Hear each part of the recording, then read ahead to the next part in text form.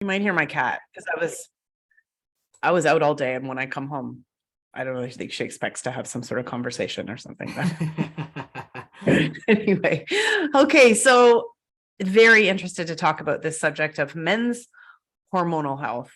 And I find that women are interested in this, hearing about this, but also they don't really like to acknowledge that this happens. Yeah. That men have hormonal shifts too. So I'm just going to ask you right off the bat, is there a male menopause? Absolutely. Okay. Without a doubt. I guess the skepticism and the reason why it may not be as believable, or what people don't see it as valid, is that for women, all women go through those changes. Like, all women will become menopausal at some point in their life. And for some people it's not too bad. Other people can really suffer with it.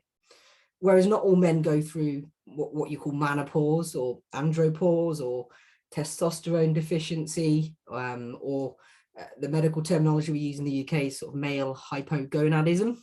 But we can call it menopause for ease. But I suppose the reason why people don't believe is that it doesn't happen to all men. And that's the difference between men and women. Women will all have those hormonal changes, not all men will. But I think for those men that do, the suffering can be significant. And so what do you receive? What do you see in terms of men? How does it present?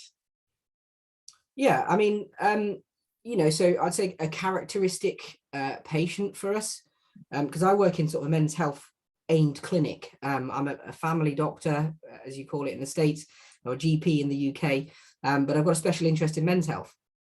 So I work at H3 Health, which is the men's health clinic. And the characteristic patient that we see is perhaps a man, 40s, 50s, who may have a busy lifestyle. They have children, they're married, or they're in a relationship, they've got a busy, stressful job. They try to keep fit, they go to, gym classes, they exercise. But for the last few years, they've just felt absolutely exhausted. They have absolutely no reason, they've not changed their lifestyle, they're eating healthily, they're trying to exercise regularly, but they're exhausted. And then they also start to notice some other symptoms. One of the biggest symptoms we get is sexual dysfunction. So all of a sudden, they lose libido, they have no sex drive, they don't want sex anymore, they don't have a healthy sex life, or they actually start losing erections, they have erectile dysfunction.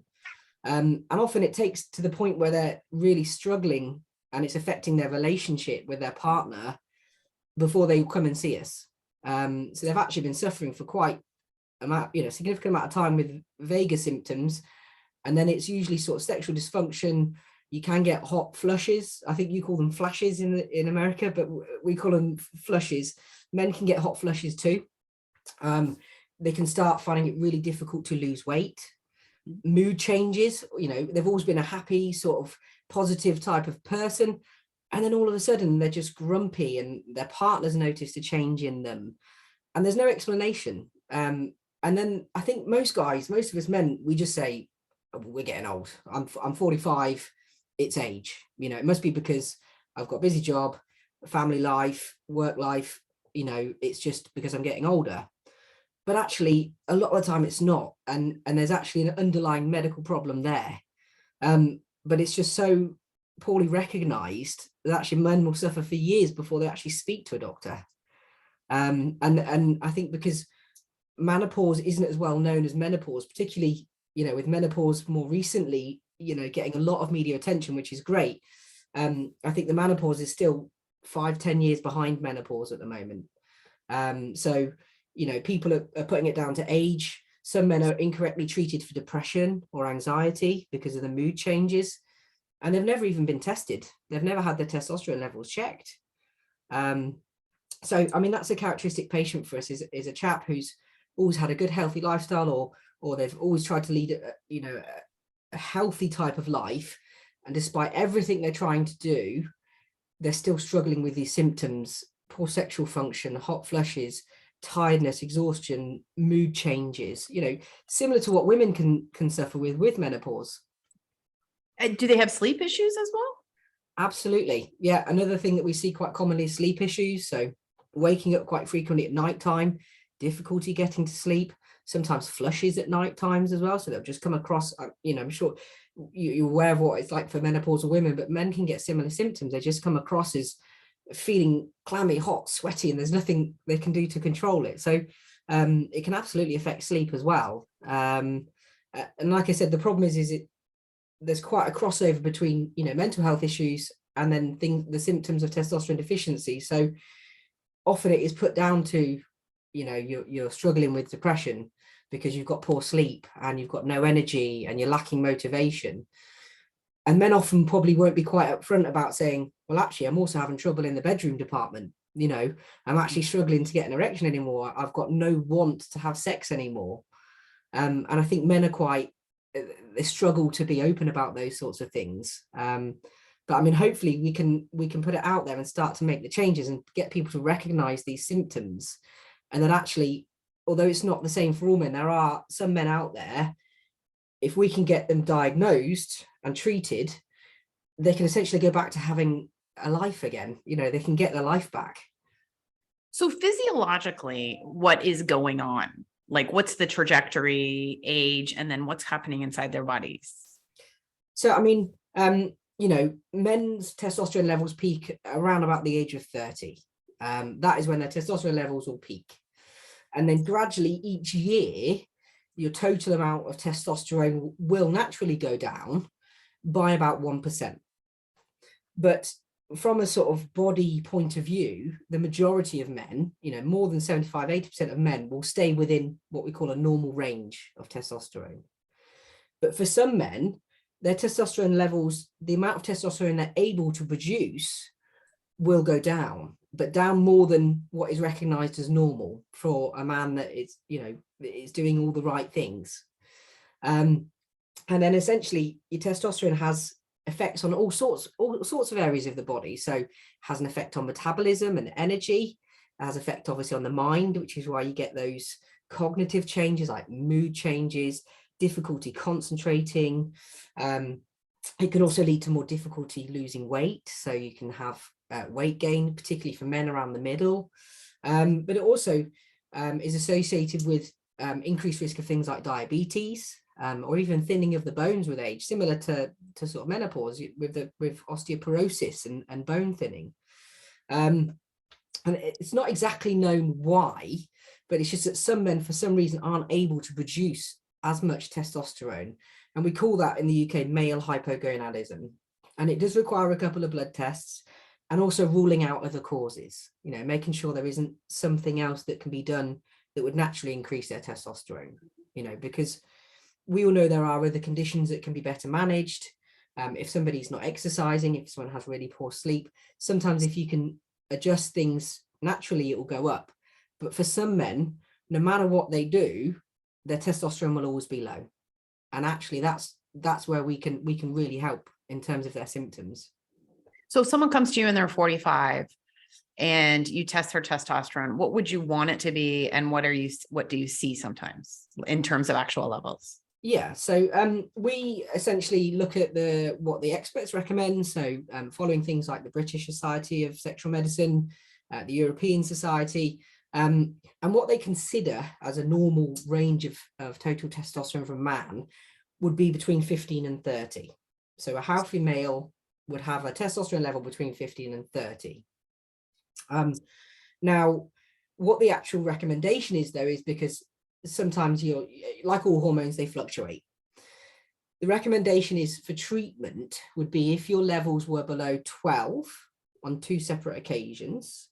So this is looking at the total testosterone level, or if you're free testosterone. So this is looking at how much a lot of your testosterone is bound to proteins.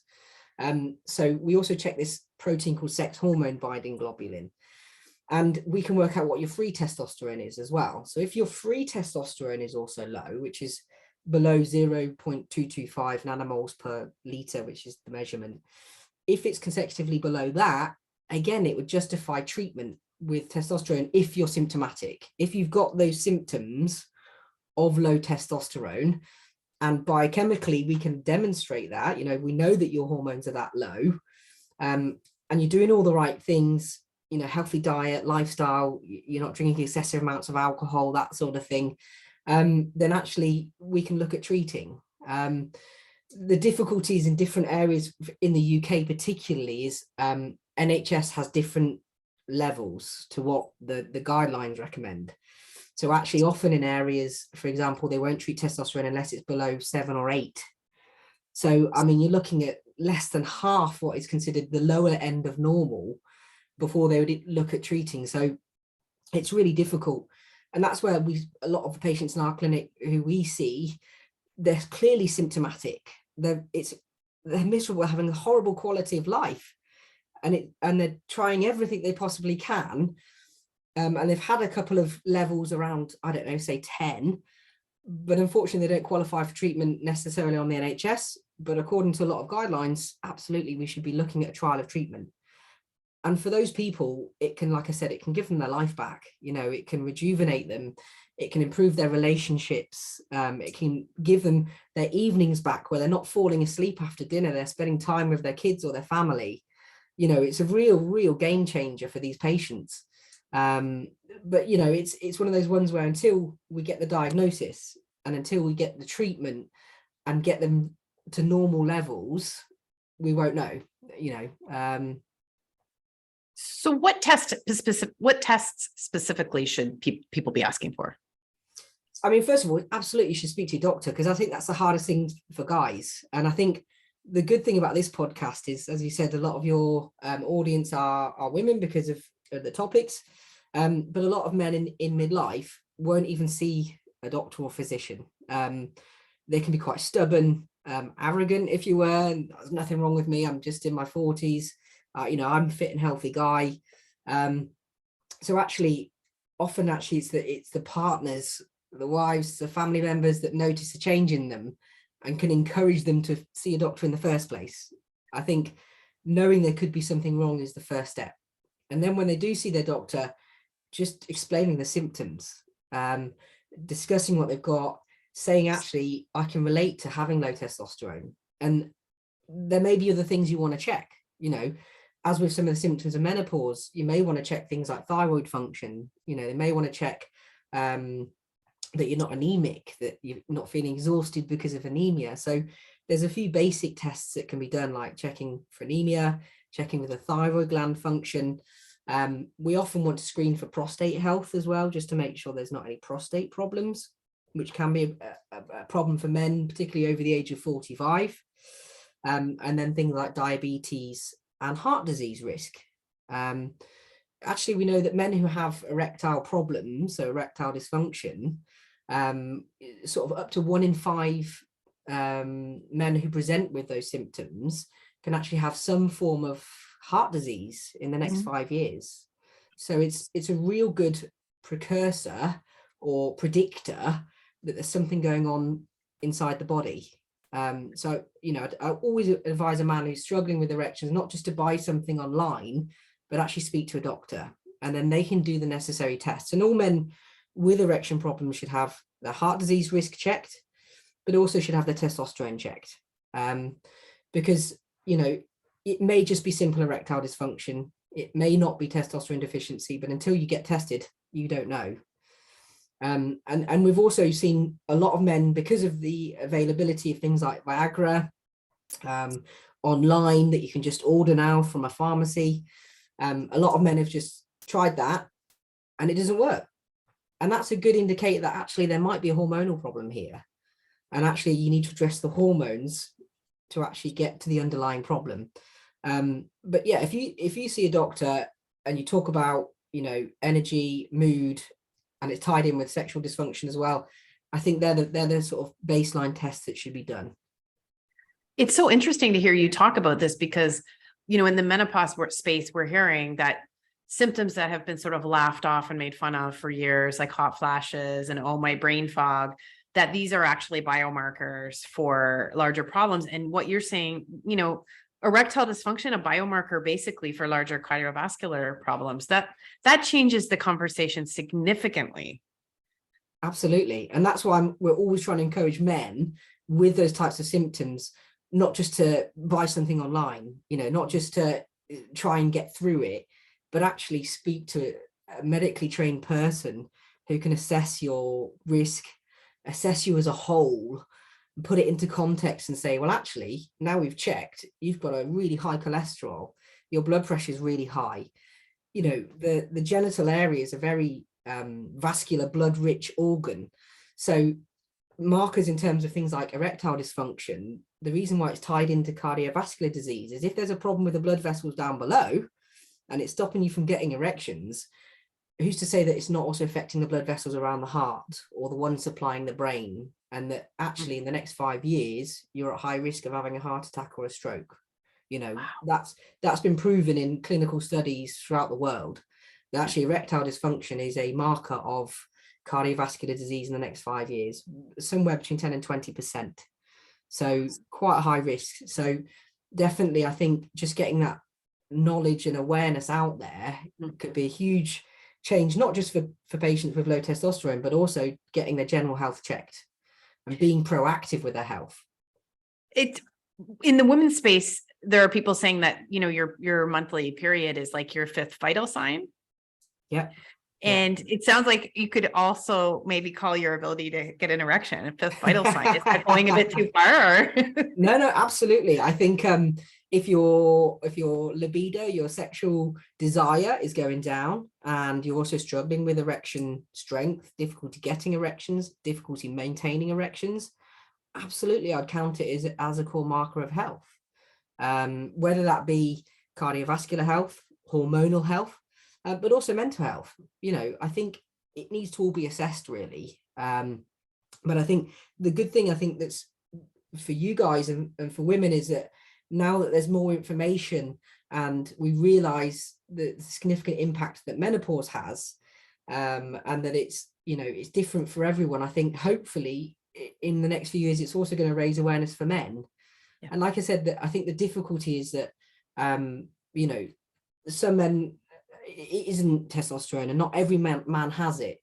But we've had patients at a point that they're so low and they're having such significant relationship problems because of their sexual function and things like that, that they've even been suicidal. It's been so severe, and no antidepressant has ever helped. No therapy or counseling seems to have helped.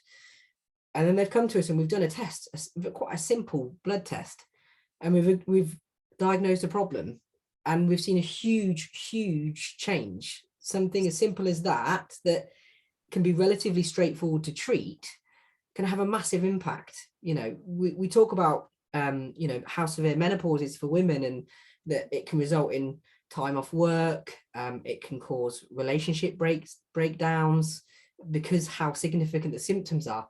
There's no reason it's not the same for men. It's just crazy to hear this. And when you read, like, I've been looking for articles on andropause and books, and there's very little in the way of resources out there. And when you get the odd article, they're always the same to me. Like, they're always like, oh yes, men do go through something called andropause, but it's, it's much less severe, and it's a much milder, and it's over a much longer period of time. And it's just not sounding like that's the case in reality. And that's why it sounds so much like the menopause conversation, really.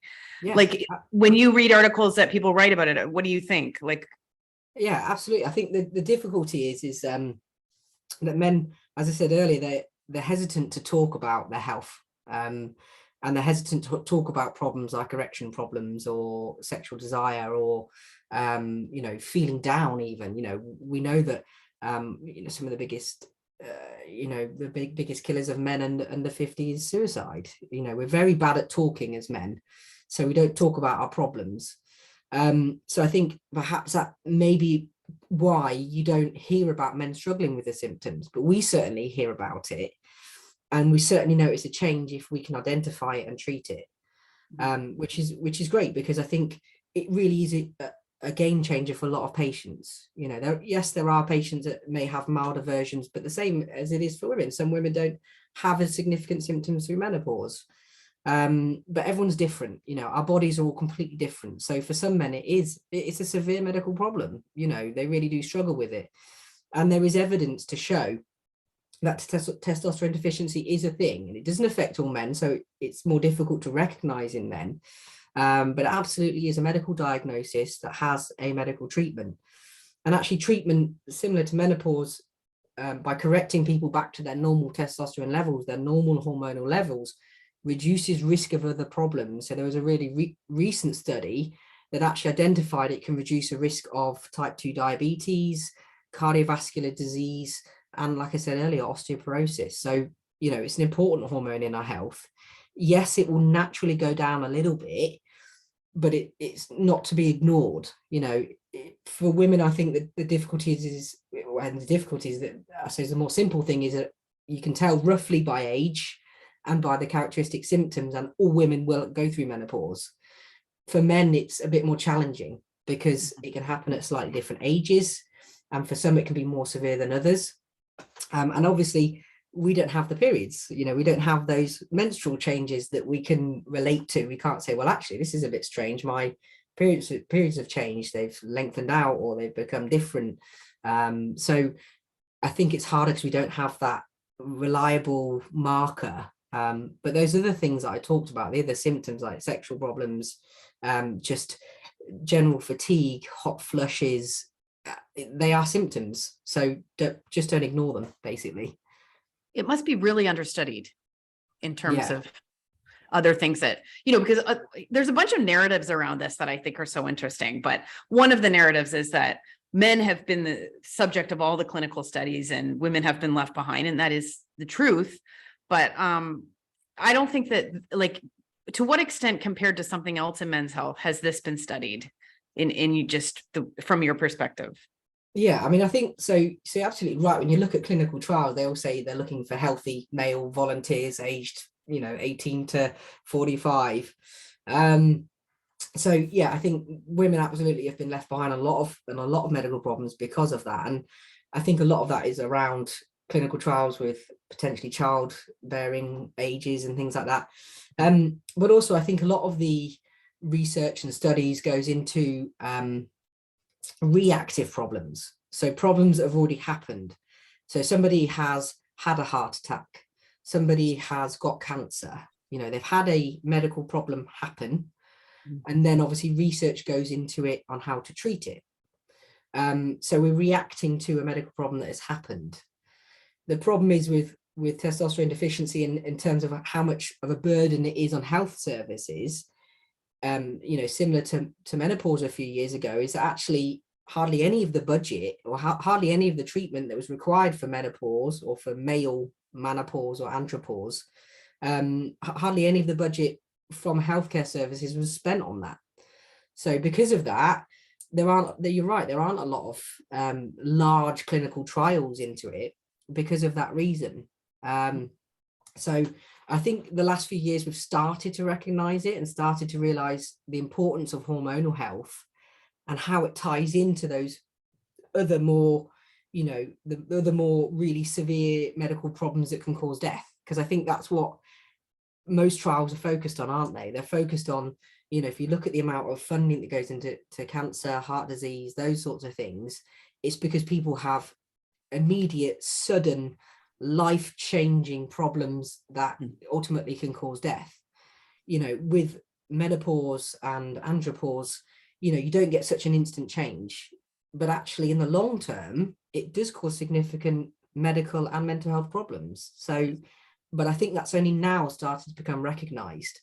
And I think, you guys are ahead of us now because of a lot of what's been happening over the last few years in terms of menopause, and there's been a lot more funding into it and a lot more research. So I'm hoping that in the next few years we're going to catch up and we can break the stigma of menopause or andropause and erection problems with men, and we can get more guys talking about it. And then I think once it's more recognized, then there'll be more funding into it.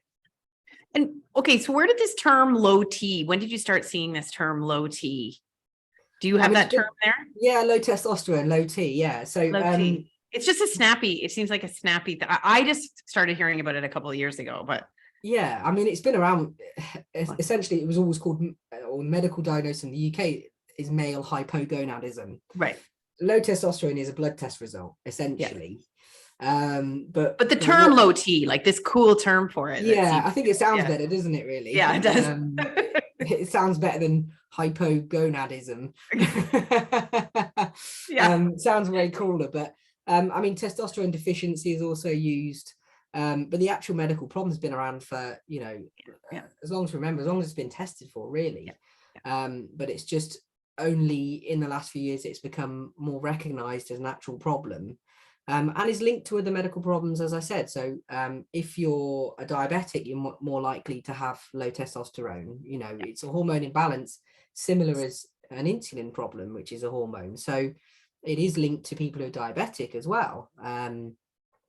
So, and also certain medications can cause low testosterone. So things that we know that things like anti-epileptic medications, certain mental health medications like antipsychotics, they can also lower your testosterone or cause low T, as the cool phrase is.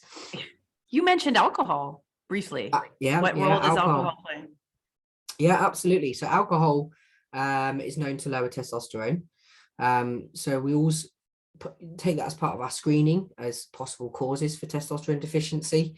So excessive alcohol intake is known to be linked to low testosterone.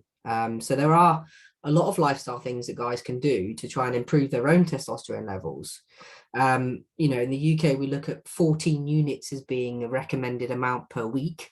But really, people who are drinking in excess of that or drinking, more than 3 days a week, by cutting that down, could actually naturally boost your own testosterone levels. There's other things like sleep as well. It's a difficult one because it's chicken and egg situation, isn't it?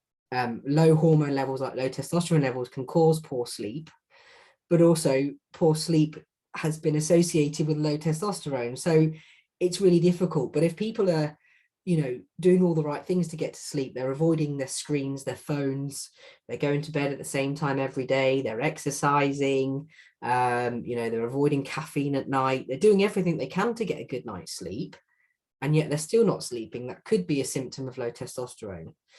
If, however, people are actively only getting 3 or 4 hours sleep a night, so they're keeping themselves up working late, or they're going out a lot, we would encourage them to improve their own sleep first. Improving sleep is also known to increase your testosterone levels. So there definitely are some lifestyle things as guys can do to boost our hormone levels. But for some people, actually, it is a hormone problem. It's a deficiency that no matter what they do, it will be low. If they're symptomatic of it, they need treatment. What about environmental toxins? Because we hear a lot about endocrine disruptors and estrogenic qualities in plastic and the products we use. How do those have a role in lowering testosterone as well? Well, I mean, theoretically, if you're subjected to more environmental estrogen, absolutely, it could play the feedback and reduce your testosterone level. But it's one of those ones, again, that it's not really studied, I suppose. That's the difficulty. So there haven't been a lot of large trials on environmental estrogen and its effect on testosterone. But from a physiological point of view, absolutely. And that's similar to as another sort of risk factor is being overweight or obese.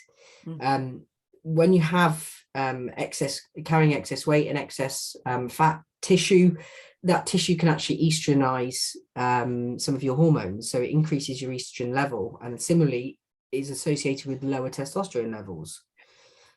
So we know from those who are quite significantly overweight that can be a contributor to low testosterone.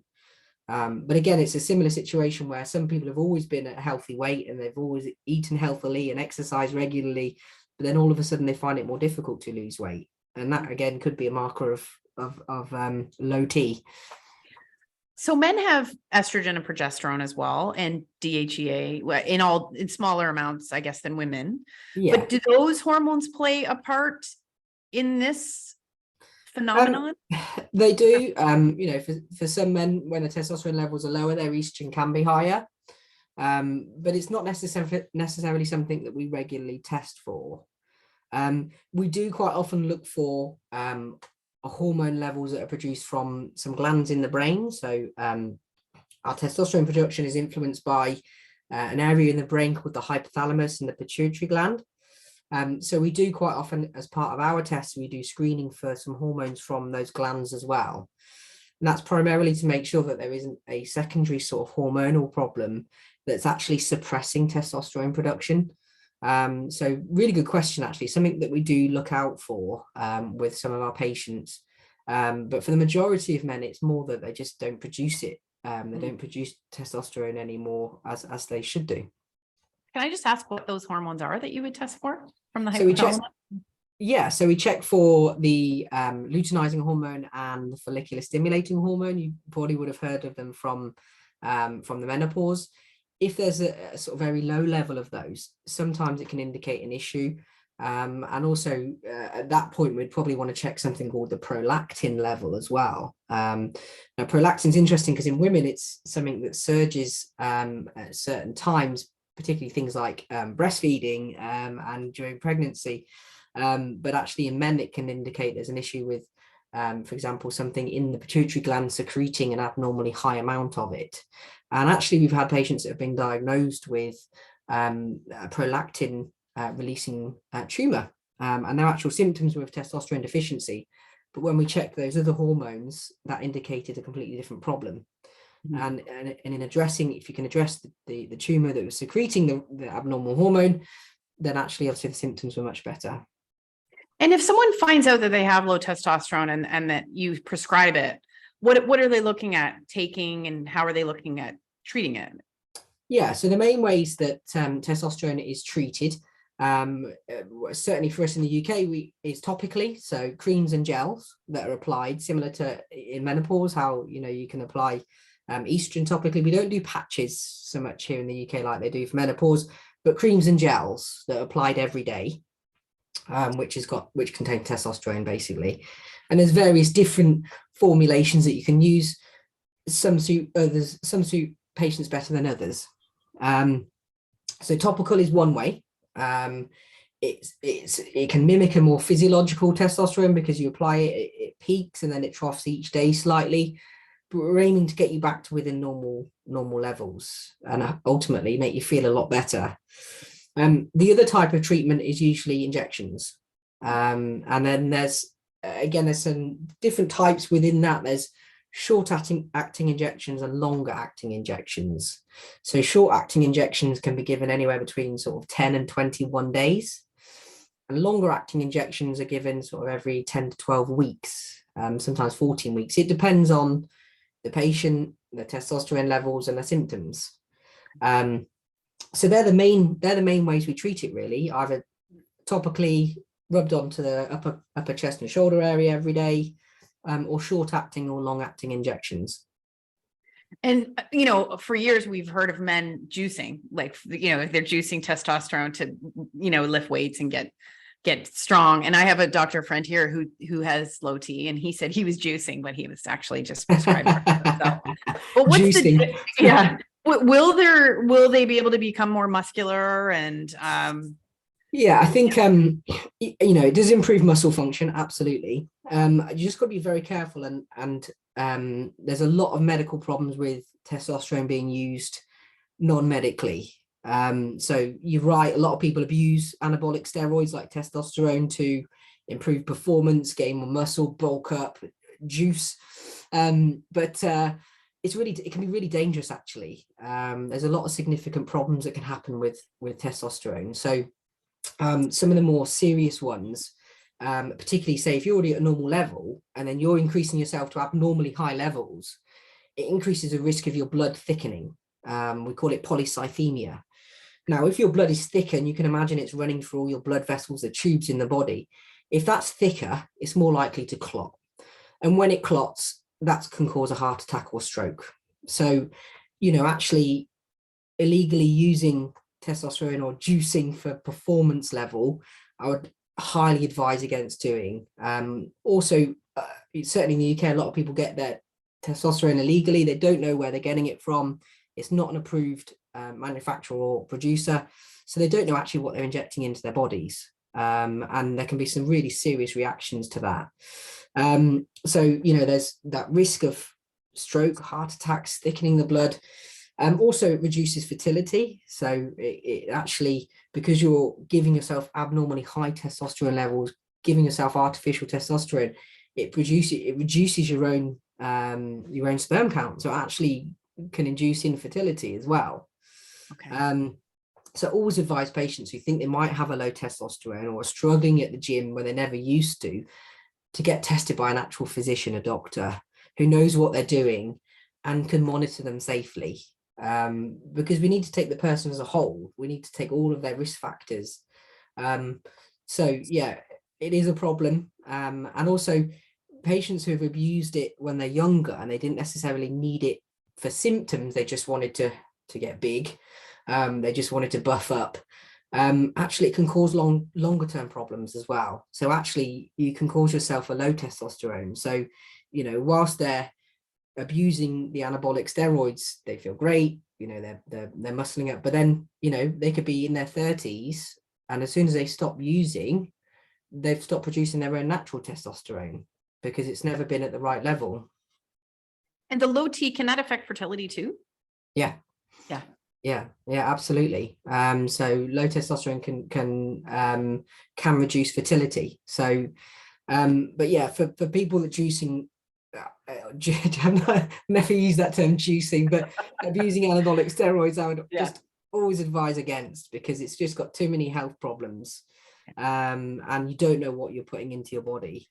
But those who have low T and have a diagnosis, we check them, we regularly clinically review them. We're checking their markers, their clinical markers. We're checking the risks. We're making sure that they're not making an undiagnosed prostate cancer worse. We're looking for those signs and symptoms and blood markers that can indicate a problem. So for anybody thinking of just sourcing it online and doing it themselves, highly just avoid it, because worst case scenario can cause really severe health problems. Two things that I'm just taking away to wrap up. One is, there's always this narrative when you read journalism articles about menopause, and it's this: imagine a world where men had brain fog and men had hot flashes and men had sleep issues. They would never have to suffer. They would have a solution. And it just strikes me that men are suffering from this, and there is a solution, but it's not readily available to them, and they don't know about it. And there's the stigma. Is it even worse? Is it even more than what women say when they face talking about menopause? The stigma about this has to be phenomenal. Yeah, absolutely. And I think you're right. It's completely underdiagnosed, under talked about.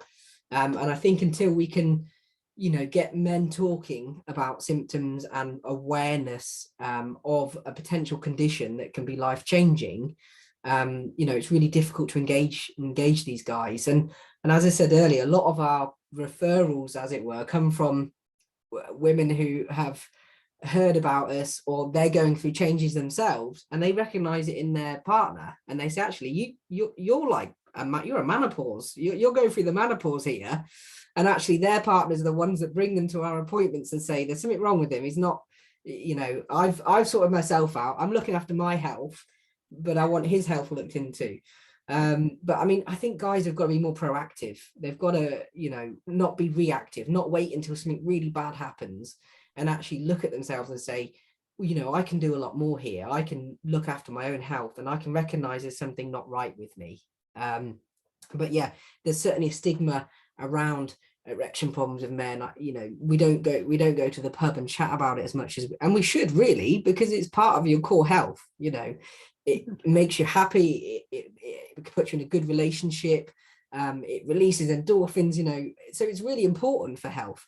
But we need to get more men talking about it, and we just need to get more people talking about it in general, so that actually it's not ignored and it's not underdiagnosed. And I think once more people know about it, then there's going to be more input into the around it, and trials and treatments and things like that. So I'm really thankful actually that women are talking about menopause more, and that the stigma is being, is eventually being, shut down, and that it's okay to not be okay and talk about it, because that's where we need to go with men. And we don't like people making fun of us. So we can't be making fun of this. This isn't, there's a lot of things that are funny, but Yeah, right. exactly. Yeah. Well, thank you so much. I really, really appreciate it. No, I really enjoyed it. Thanks for talking to me. Can I just ask you, did I say is it the fourth vital sign? What's that? Sorry. I said the period, some people call it the fifth vital sign, but isn't it, how many vital signs are there? I feel like I said fifth and maybe it's fourth. Like, are there 3 vital signs? I feel like that's probably an American thing. Is it? Okay. It's amazing to me how different it is, because I'm doing this globally, and the difference between the States and the UK is phenomenal. Like, Yeah. And I've lived in Abu Dhabi for 14 years, and my British friends, like, just how there's just between us, like, it's amazing. Yeah, it's very, very different. Absolutely. Okay. But yeah. Well, yeah, I'm sure you know how to tell if someone's alive or. I mean, yeah, I think in terms of if there's a guy that's heard this and has thought about it, it's worth having a look at our website, h3health.co.uk. Okay. Although we're in a UK based, it's got a lot of frequently asked questions, answers to questions. So it's worth having a look at, just to see if yourself or if it's your husband you're looking up for, whether they could be going through those changes, and then speak to your doctor, basically, is the take home message. That's awesome. Thank you. Okay. I'm going to be in touch because I'm going to ask you for a photo and a bio, an email, but I just love this. Thank you so much. Like, No I appreciate problem. It's been great to talk to you. You too. Take care. Have a good day. Take care. You too. Bye-bye. Bye.